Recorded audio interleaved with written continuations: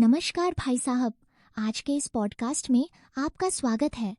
और दर्शक वृंद को मैं बताना चाहूंगी कि आज हम सद्गुरु देव तत्वज्ञान दाता संत ज्ञानेश्वर स्वामी सदानंद जी परमहंस के तत्वज्ञान के विषय में कुछ चर्चा करने जा रहे हैं, या कहें कुछ शंकाओं पर चर्चा करेंगे जिसका समाधान उन्होंने बहुत ही सरल शब्दों में दिया है।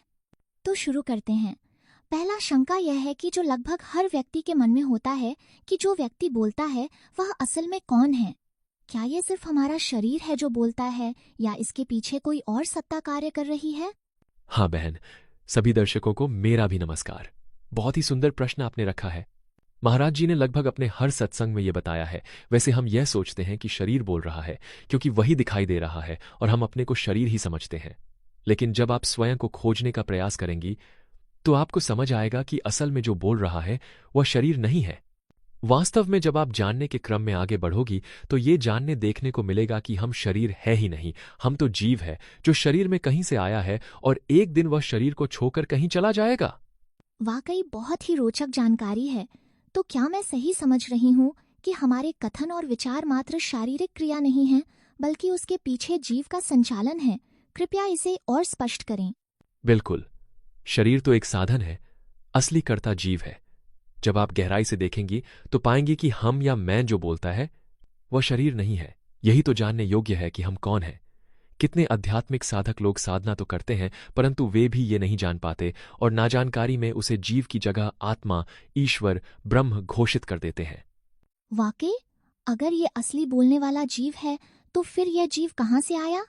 क्या इसका संबंध आत्मा, ईश्वर, ब्रह्म से है? कृपया इसका विस्तार से वर्णन करें। बहुत सुंदर प्रश्न। जब आप जीव के उद्गम को जानने की कोशिश करेंगी तो पाएंगी कि मूलतः यह आत्मा, ईश्वर, ब्रह्म था। माया के प्रभाव से जब यह संसार में आया तब दोष, गुण से आवृत होकर यह ईश्वर से जीव बन गया। क्या इसका अर्थ यह है कि जीव और आत्मा में अंतर सिर्फ माया के दोष, गुण से होता है, और यह अंतर हट जाए तो जीव फिर से आत्मा या ईश्वर या ब्रह्म हो सकता है? हाँ, यही बात है। दोष, गुण से युक्त आत्मा को ही जीव कहा जाता है और दोष, गुण से निवृत्त जीव को आत्मा कहते हैं।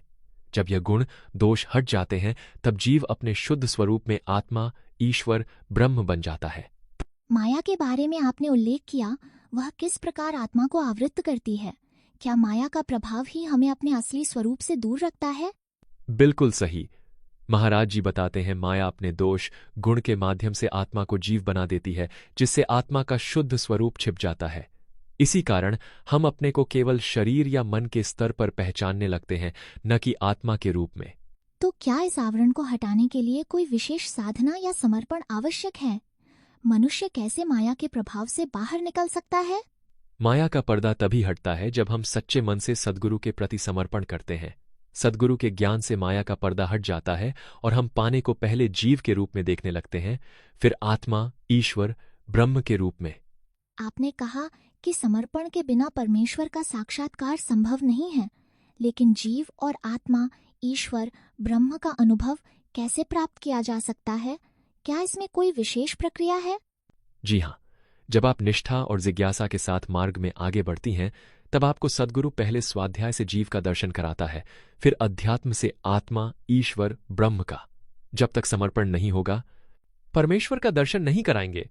महाराज जी उस शंका समाधान में किसी महिला को कह भी रहे हैं कि ए मैया, आप भाग लो तो हम तेरे को जीव और आत्मा, ईश्वर, ब्रह्म का दर्शन अभी करा देंगे, लेकिन जब तक समर्पण नहीं करोगी तब तक परमेश्वर का दर्शन नहीं कराएंगे।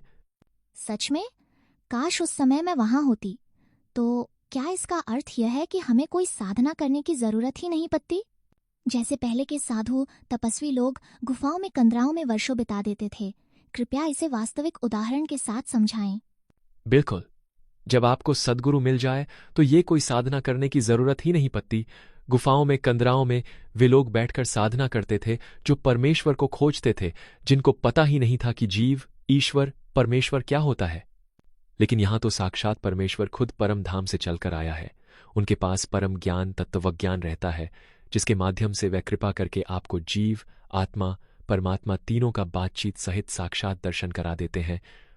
आपको केवल समर्पण, शरणागत रहकर भक्ति, सेवा करनी होती है।